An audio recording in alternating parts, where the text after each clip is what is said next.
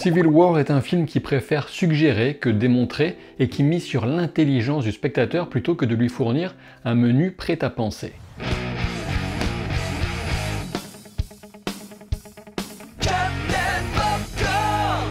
Civil War parle de la polarisation croissante des opinions, du danger ultime du fascisme et du rôle nécessaire des journalistes dans le jeu de l'équilibre du pouvoir et de l'accès à la réalité des faits. C'est aussi, voire surtout, un film très intense, et je vous en parle en détail dès maintenant, d'abord sans spoiler, puis avec. Alex Garland est un cinéaste intéressant et ses films ont souvent le mérite de générer la discussion. Cette fois, avec Civil War, le moins qu'on puisse dire, c'est qu'il fait parler de lui, notamment aux États-Unis bien sûr, qui sont le théâtre de cette guerre civile fictionnelle dans un futur proche dystopique. Certains soulignent combien il est irresponsable de sortir un tel film durant une année d'élection présidentielle américaine, mais quel meilleur moment pour évoquer le risque ultime que pose l'extrémisme et la nécessité de retrouver le respect du reportage ainsi qu'un journalisme respectueux des faits. Revenons un moment à l'expérience en tant que spectateur avant de développer plus avant le propos. Je pense que c'est le film le plus abouti techniquement d'Alex Garland qui saisit les nuances de l'intime avec autant de délicatesse que de la brutalité qu'il insuffle dans des scènes de guerre assourdissantes et chaotiques. Quand je dis assourdissant, je n'exagère pas, préparez vos oreilles car les fusillades et explosions semblent proches du réel, tant elles agressent l'audition. Ça restait supportable, sans problème pour moi du moins, mais je préfère prévenir les plus sensibles d'entre vous. Alex Garland a voulu parler des reporters de guerre sans en faire des héros, tout comme il a voulu parler de la guerre elle-même sans jamais la romantiser ou lui donner le moindre souffle épique. Le film traite la situation comme un bon reporter devrait le faire, on vit les choses et ces choses sont tout simplement consternantes, terrifiantes, comme toute guerre l'est, et d'autant plus les guerres civiles sans doute qui ne reposent pas initialement sur la résistance face à une invasion de territoire. Heureusement, la nature humaine étant ce qu'elle est, des bulles de respiration et de légèreté s'expriment entre les étapes de ce road trip au cœur d'un pays qui se déchire. Justement, c'est le bon moment pour poser les bases de ce qui est raconté. Plusieurs générations de reporters, avec 3 vétérans et une débutante, se retrouvent lancés dans une tentative de relier New York à Washington DC en voiture, alors que la capitale politique semble sur le point de sombrer et que le scoop ultime serait de parvenir à rencontrer le président de la République ayant mené le pays dans l'abîme. Ce groupe est interprété avec un véritable talent choral par Kristen Dunst, qui est Lee Smith, une photographe de guerre renommée, Wagner Moura et Joel, son binôme intervieweur, Stephen McKinley et Sammy, un journaliste de presse écrite et notamment du New York Times, et enfin Kaylee Spaeny et Jessie, une photographe débutante, freelance, qui a Lee Smith pour idole. Vous avez déjà entendu ou entendrez un reproche récurrent fait au film, à savoir le peu d'explications sur les origines et la situation de cette fameuse guerre civile qui déchire les États-Unis. Le film est volontairement flou sur la question car il approche les choses en donnant des faits qu'il revient au spectateur d'examiner. Je reviendrai sur ce point dans la partie spoiler, mais je peux déjà souligner ici que cette approche fait justement partie de la personnalité et du propos même du film. En effet, on ne nous désigne pas de gentils et de méchants, même si on rencontre des personnages qu'on pourrait parfois cataloguer assez facilement sur une échelle morale largement partagée entre les bienveillants et les gros salopards. Si ce n'était pas encore assez clair, je vous recommande vivement d'aller voir ce film qui réussit le tour de force d'être spectaculaire avec des personnages très humains et un véritable propos qui suscite la réflexion chez le spectateur prêt à consentir cet effort. Certaines séquences vous feront retenir votre souffle tandis que d'autres vous laisseront, je crois, dans un état de sidération faisant parfaitement écho aux expériences des personnages. En résumé, l'immersion est extrêmement réussie. Avant d'aller voir le film, il faut bien saisir qu'il ne s'agit pas d'un film de guerre, mais bien d'un film sur les reporters de guerre et sur une prise de recul quant au type de comportement et tendances actuelles risquant de déboucher sur une guerre civile. Alex Garland souligne en interview que la polarisation extrême et la décrédibilisation des médias sont des phénomènes qu'on retrouve dans de nombreux pays. S'il a choisi les États-Unis pour son film, c'est parce que le basculement d'un pays aussi puissant pourrait avoir des conséquences énormes au niveau mondial. Au sujet des journalistes, le réalisateur pose un constat effrayant qui a contribué à le motiver à faire ce film. Il évoque l'affaire du Watergate, un excellent travail de journalisme d'investigation qui a finalement abouti à la démission de Nixon, et s'interroge, de telles révélations permettraient-elles aujourd'hui de faire chuter un président en fonction ? Sans doute pas, du fait de la remise en cause incessante du travail journalistique. Le réalisateur pointe 2 coupables principaux, à savoir les hommes politiques qui dénigrent les journalistes et les pointent comme des menteurs et l'ennemi à abattre, mais aussi certains médias qui se mettent au service d'une idéologie et diffusent de la propagande plutôt que de respecter l'éthique journalistique de base. Avoir ce contexte et cette vision des choses permet de pleinement apprécier le film et de saisir un peu mieux le questionnement vers lequel le réalisateur et scénariste nous entraîne. Évidemment, le film se fait attaquer par différents extrémistes qui ne se nourrissent que de la polarisation extrême de l'opinion, le reproche le plus fréquent étant que le film n'aurait pas le courage de prendre parti et d'assumer ses opinions, alors que justement c'est tout l'inverse de son propos. J'ai parlé de la distribution des rôles principaux, mais il ne fait aucun doute que vous serez marqué par le rôle de Jesse Plemons dans ce film. L'acteur est arrivé in extremis sur le tournage pour sauver les meubles, alors que l'acteur initialement engagé n'a pas pu être présent, et c'est bien sûr son épouse Kirsten Dunst qui a joué les intermédiaires, et le moins qu'on puisse dire c'est que le résultat est éclatant. Quel type d'Américain es-tu ? Voilà une phrase qui devrait rester avec vous un certain temps après le film. Si vous me quittez avant les spoilers, je vous invite à vous abonner, à laisser un pouce en l'air et à vous exprimer en commentaire au sujet de ce film ou de ce que vous allez manger demain matin par exemple. Et dans le cas contraire, je me verrai dans l'obligation de vous envoyer dans une boucle perpétuelle de danse en compagnie de Sonoya Mizuno. Non, attendez, non, plutôt l'inverse. N'oubliez pas de regarder la mini-série Devs au passage, de Alex Garland avec Mizuno, c'est excellent. Nous voici maintenant dans l'univers mirifiquement fabuleux des spoilers. Parlons des personnages à commencer par Lee Smith. Lee est une photojournaliste de guerre qui souffre d'un syndrome post-traumatique du fait des horreurs qu'elle a pu couvrir au cours de sa carrière reconnue. Elle se met donc en danger physiquement et psychologiquement, souvent en première ligne pour saisir la réalité des faits, aussi terrible soit-elle. Si Lee a mené cette carrière, c'est fondamentalement parce qu'elle croit dans ce rôle essentiel de témoignage qui doit permettre au grand public de prendre conscience des choses et potentiellement d'y réagir, tout comme les clichés des reporters qui ont couvert la guerre du Vietnam ont pu à leur échelle participer finalement à la décision des États-Unis de se retirer. Malheureusement, Lee semble avoir perdu cette conviction d'être utile alors même que tout son travail n'a pas su, de toute évidence, empêcher les Américains de sombrer dans le piège de la guerre civile. Parmi les motivations des reporters de guerre, il y a bien sûr l'excitation du scoop, de l'exclusivité et l'accoutumance à une adrénaline liée au danger le plus extrême. Et c'est le personnage de Joel qui porte notamment cette approche.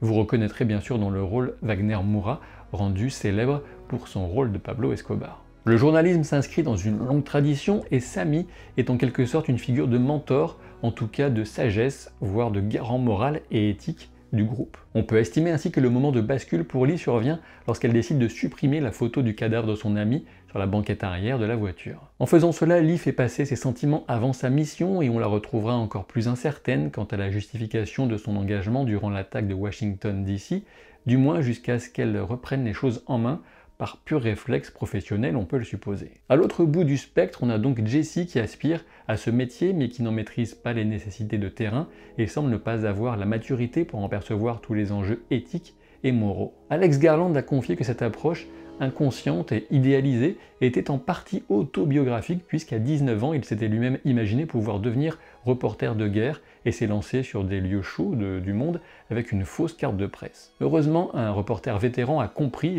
qu'il faisait n'importe quoi et a su le convaincre d'arrêter ses conneries. L'incapacité de Jesse à correctement estimer le danger d'une situation s'exprime à plusieurs reprises dans le film, lorsqu'elle suit seule un des miliciens vers les deux corps torturés, lorsqu'elle passe d'une voiture à l'autre lancée à pleine allure, ou bien quand elle se mettra dans la ligne de feu. Lorsque Lee se sacrifie pour sauver Jesse, il ne s'agit pas du tout de protéger la nouvelle génération du journalisme, mais bien d'une décision de passer du statut de témoin à celui d'acteur. Elle meurt parce qu'elle laisse son humanité prendre le dessus, son affection pour Jesse, qui n'a pas du tout compris les codes des soldats en mouvement tactique, et dont l'inconscience cause ainsi la mort de son idole. Lorsque Jesse prend le corps de Lee en photo plutôt que d'avoir un réflexe de secours, elle témoigne d'une froideur terrible qu'elle avait pourtant elle-même attribuée à Lee au début du film en lui demandant si elle photographierait son cadavre. Jesse semble rejoindre l'addiction de Joel au scoop et à l'adrénaline en laissant de côté le questionnement éthique incarné par Lee et Sammy. Néanmoins, la réflexion reste ouverte car les images de Jesse, de ce président abattu comme un animal au sol, seront des témoignages de la réalité de l'instant. Le rôle indispensable du journalisme n'est pas remis en cause ici, mais toutefois on invite à la réflexion du spectateur sur les motivations personnelles et l'humanité qu'on y injecte, alors même qu'aucun des deux survivants, Joel et Jesse, parmi les journalistes, ne s'est même arrêté sur le corps de Lee. On peut aussi souligner qu'en prenant Lee en photo au tout début du film comme à la fin, Jesse semble chercher à mettre en scène la reporter, alors même que c'est le monde entourant le reporter qui doit toujours rester à la première place. Dans cette perspective, il est passionnant de relever que Jesse compare dès le début Lee Smith à une autre photographe célèbre, Lee Miller, qui est une personne bien réelle. Lee Miller a notamment couvert la Seconde Guerre mondiale, elle a fourni les premiers clichés célèbres des camps de concentration de Dachau par exemple, pour ensuite se faire prendre elle-même en photo dans la baignoire de l'appartement d'Hitler en avril 1945, alors que le dictateur se donnait la mort dans son bunker à peu près au même moment. On retrouve bien ce questionnement essentiel sur le risque de starification du journaliste qui devrait plutôt rester au service de son travail de témoignage, ce qui n'enlève rien pourtant aux clichés les plus marquants de Lee Miller. La question, tout comme l'humain, sont des sujets nuancés et complexes. Pour revenir maintenant sur le contexte de guerre civile, on sait que le président en place a outrepassé la Constitution en menant un 3e mandat, alors que 2 mandats est un maximum bien sûr.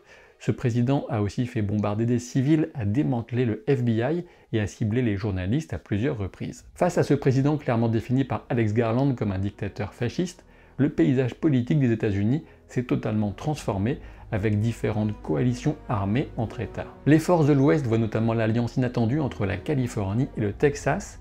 Dans la réalité, ces 2 États sont souvent opposés politiquement, l'un étant très démocrate et l'autre très républicain. Le propos de Garland, tel qu'il a pu l'expliquer dans différentes interviews, consiste à souligner que la polarisation politique devrait toujours rester secondaire face à une menace fasciste telle que représentée par ce président dictateur. Ainsi, la Californie et le Texas ont su passer outre les désaccords politiques de leurs majorités respectives pour s'unir face à cette menace vitale pesant sur la démocratie américaine. Le film traite aussi de l'absurdité de la guerre, par exemple dans ce duel de snipers entre une maison isolée et un duo de soldats planqués au milieu de décorations de Noël sur une route de campagne. Ils ne savent pas qui leur tire dessus, mais ce qui importe, c'est de tuer avant d'être tué. On peut aussi mentionner une référence assez spécifique lorsque les journalistes accompagnent un groupe de combattants portant des chemises hawaïennes. En effet, ces chemises sont l'un des signes distinctifs d'une véritable milice de la droite radicale américaine, les Boogaloo Boys. Impossible de situer tout ça précisément dans le film toutefois,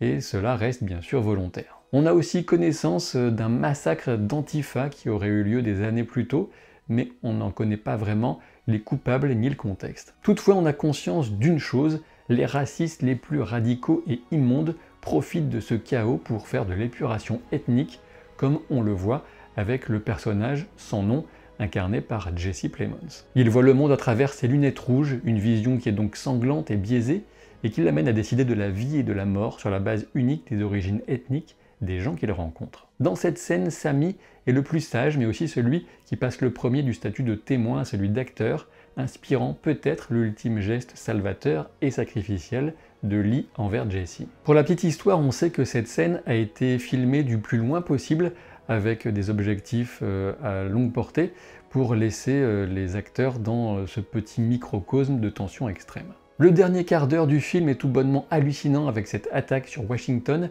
et la destruction de bâtiments hautement symboliques comme le mémorial de Lincoln par des Américains. La traque et la mise à mort du président n'ont absolument rien de glorieux ou d'héroïque et on se demande dans quel bourbier le pays risque de se trouver après un dénouement si violent. Civil War est un plaidoyer pour laisser la place à la conversation et refuser la polarisation alimentée par des personnalités et groupes extrémistes. Cette polarisation trouve son expression la plus intense dans certains discours politiques, mais aussi sur les réseaux sociaux, bien sûr. Ces éléments catalyseurs ne sont pas pour autant représentatifs d'une réalité profonde des opinions et aspirations des uns et des autres formant le peuple votant. Méfions-nous des personnalités, nations ou groupuscules discréditant sans cesse le travail journalistique et demandons plus d'éthique et moins de propagande ou de sensationnalisme dans les flux de certains médias. Voilà la sonnette d'alarme tirée par Alex Garland. Quelques-uns y verront sans doute uniquement le portrait d'un camp opposé, mais la remise en question s'adresse pourtant à tous, en n'oubliant pas que le point d'accord doit rester l'union face à la dérive fasciste s'exprimant dans de nombreux pays. On pourrait éventuellement reprocher au réalisateur de rejeter dos à dos des extrémismes politiques ne portant pas du tout les mêmes valeurs ni les mêmes solutions, mais on doit néanmoins reconnaître que son film est fondamentalement antiraciste, ce qui nous donne un éclairage certain malgré tout. Si vous découvrez cette vidéo le mercredi 17 avril, alors que Civil War sort en salle en France, Et si vous aimez le jeu de rôle, ouais, ce sont des choses qui arrivent, eh bien sachez que ce soir, donc 17 avril à 20h30 sur Twitch, il y a un lien bien sûr dans la description de la vidéo, eh bien ces parties de jeu de rôle, c'est toujours Terre Profane, un monde de ma création, avec un système aussi de ma création, et j'ai une équipe formidable autour de cette table virtuelle, et ce soir ça devrait saigner, donc n'hésitez pas à nous rejoindre sur Twitch, sachant que les replays sont disponibles sur ma chaîne YouTube secondaire, Captain Jeux de Rôle. Quoi qu'il en soit, je vous dis à très vite pour de nouvelles aventures.